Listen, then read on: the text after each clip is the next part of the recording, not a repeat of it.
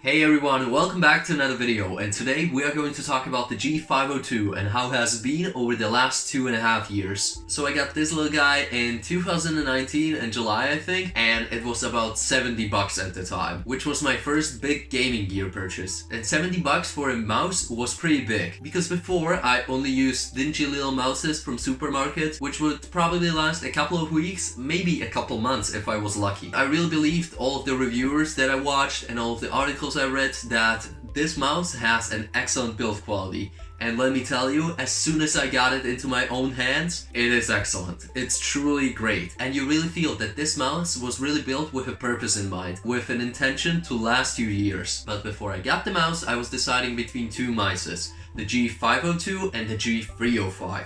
The G305 is my main mouse right now, because I travel a lot and I need that wireless capability with low cost to it. But in the end, 2 years ago, I went for the G502 because I was mainly staying at home. The cable wasn't a problem. By the way, if you want a wireless version of this, it's now available. It wasn't back in the day. I think it came out like 2 months after I bought this one, and I wished I got the wireless one because the cable isn't a problem, but sometimes it just gets in the way. There wasn't a single problem with the cable, and as you can see, it's still intact and it doesn't have any bending or anything like that. But the main reason I decided for the 502 was the design. Like, look at it. Would you choose this one or this one? I think this one looks way cooler than this one. But that was just personal choice, and if you think this one looks cooler, well, that's your choice. It's also cheaper, so that's probably better for you. And don't forget about the wireless capabilities. But I won't talk about the 305 even more, because I will make a separate video on this one later. So when I first plugged it in, I instantly installed the G-Hub software, which allowed me to customize some of the buttons, get the DPI settings to what I wanted, and adjust the RGB on it. Back in the day, when I got the software, it was pretty laggy, and it sometimes even crashed,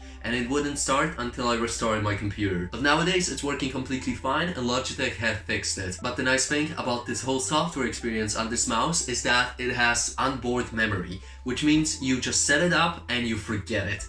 You don't need to install it on every computer you get, the mouse just remembers its settings. Let's move on to one of my favorite features about this mouse, which is the scrolling wheel. As you could have read in articles or watched some reviews before, the scrolling wheel has two modes. It either can go in small steps, or you can unlock it and it can go infinitely. But sometimes I found that there was a step between these two missing. Like when scrolling through presentations or some websites, I just felt like there should be a step in between those two, like you have on a regular scroll wheel. But I got pretty used to the step-by-step process. While we are on the topic of the scrolling wheel, I also found out that this mouse, which I didn't really notice in any of the articles or videos I watched, that it has side scrolling, which means you just push on the side of the wheel, which you won't really notice unless you really need it. Like for example, when editing videos, I use it a lot on my timeline, just scrolling from side to side. You could use also the shortcut of just going up and down and holding control, but this was much easier and much more convenient. The weight of this mouse is 121 grams, which is quite heavy in today's standards.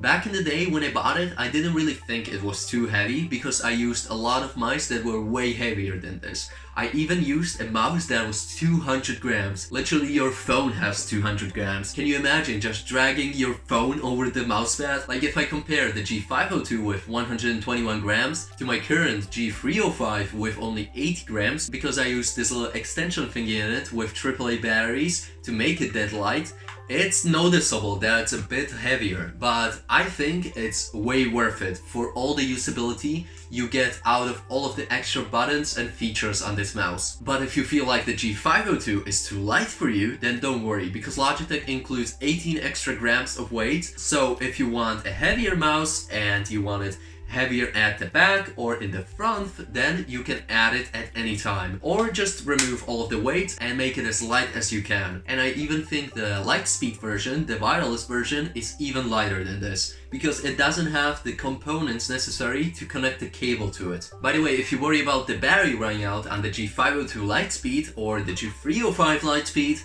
then you don't have to worry about anything, because Logitech uses the Hero sensor in all of their mices now, which is super efficient and really precise. And I have this G305 for about 2 months now, and I hadn't had to yet change the battery out. And with these more expensive wireless mouses from Logitech, like the G502 or the G Pro, they have inbuilt batteries, which are even more efficient than batteries you can buy at the store. By the way, when I first got this mouse, I was pretty anxious about the fact that the clicks were just a little bit too loud. But after just a few weeks, the sound went really down. And now it's a really nice, quiet, satisfying click. But after 2 years of usage and millions of clicks, this mouse got this weird resonating noise when you click the button and then release it really fast. I don't know what's the cause of this. Maybe I dropped the mouse a couple of times. Yeah, I did that. It really got to my nerves, and that's why I switched to the 305. Also, after those 2 years of usage, I rubbed my thumb a bit too much into the left side of this mouse,